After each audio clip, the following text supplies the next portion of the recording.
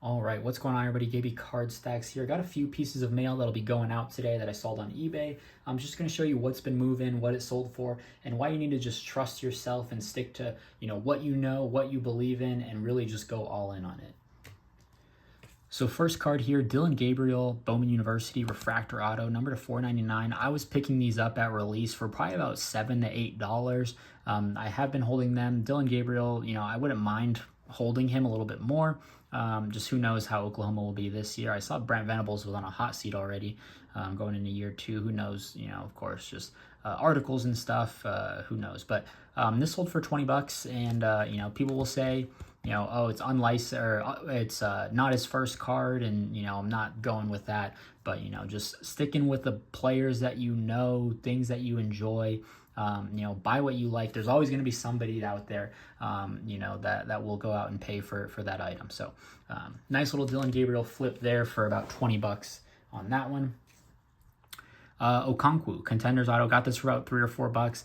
This guy has been heating up quite a bit. I've seen him move up. Who knows how the D-Hop stuff, that's what I'm always fascinated about football. Like, does it, decrease his production in total, right? That's more shares that, he won't be getting, but also it's going to open up the field for him. So, I'm always fascinated to kind of understand, that part of football and just the game and strategy and stuff.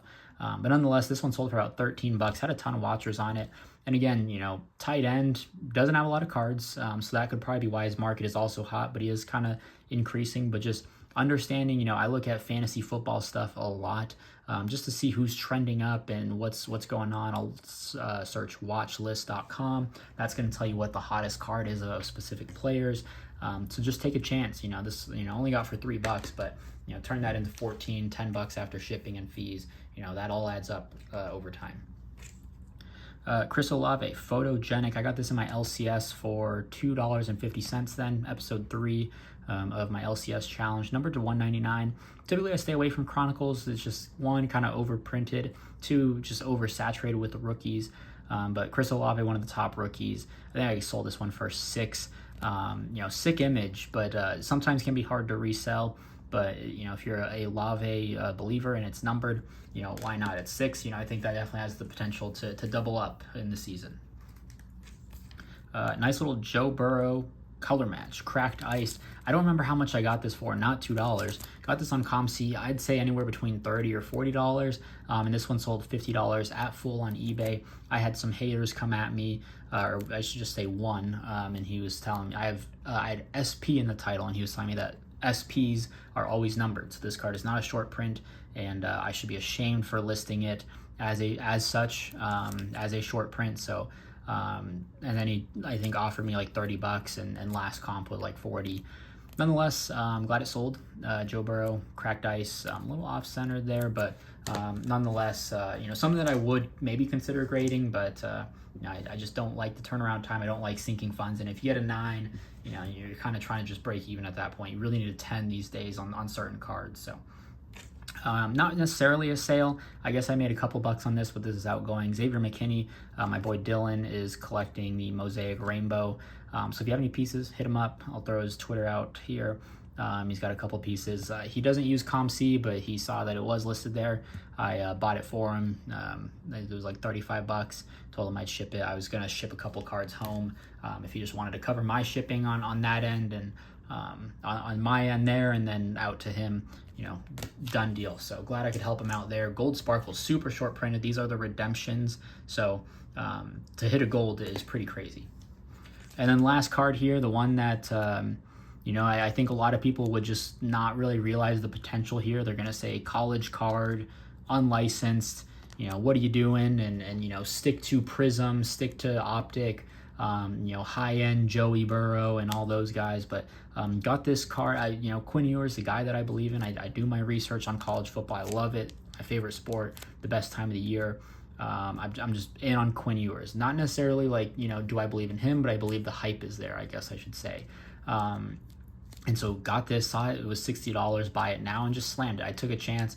Worst case, I lose 10, 15, maybe $20, but upside, I thought this was a $150 card. So listed it for $200, sent out an offer for $150, got a counter at $125, and I thought about it. I thought about it for, probably 10 minutes or so, which is a long time for me to focus on one thing.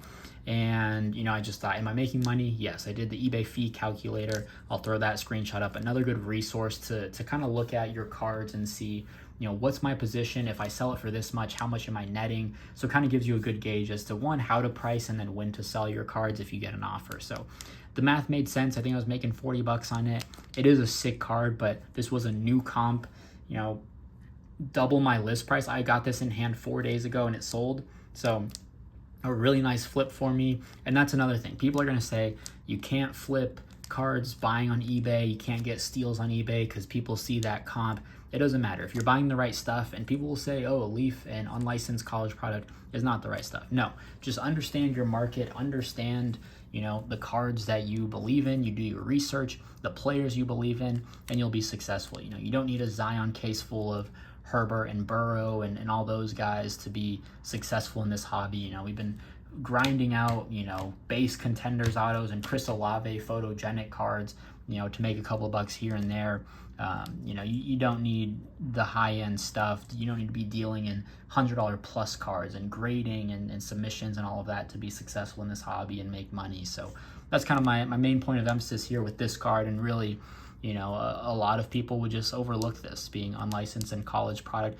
There's just this stigma around college products that, there is merit to it, right? As soon as pro jerseys and pro unis come out, it does tank in value. And so that's why, with Bowman University, I'm going to try not to hold anything past the draft or anything past, new products. But for something like this in season, I'm going to take a chance and I'm going to make a play on that. So, stick to what what you believe in, trust yourself, and you'll get there. So that's everything that sold. I'll throw up the total on the screen right now. I'm not really sure. A couple of big items though.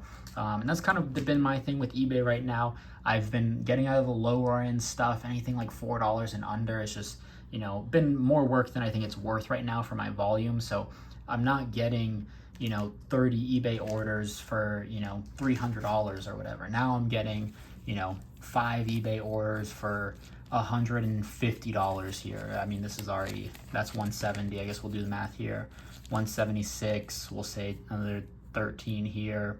I don't know, 190. So this is $200 through 5 cards, so, and that's just all from grinding through value bins. Everything that I pick up at shows, flip it, turn that inventory out quickly, reinvest that money and go make more money. If you're going to take a loss, take the loss. It is what it is. By the time you've sat on it for 6 months, you could have already made your money back. If this, let's say I was into this at 20 and I didn't want to sell it for 20, take the loss, and I've had it for, 3 months or so. Let's just say, I could have sold it 3 months ago, taken a loss, and turned that $20 into $60 by now. So again, that's my thought process. Your daily motivation for cards, still posting daily. I'm about 2 weeks out in advance for content and stuff. So we're going to keep it rolling. I appreciate all your support. And if you enjoyed, drop a like, leave a comment, subscribe. Always reach out. I've been posting more on Twitter and Instagram as well. That's pretty much it. Take it easy, and we'll see you in the next video.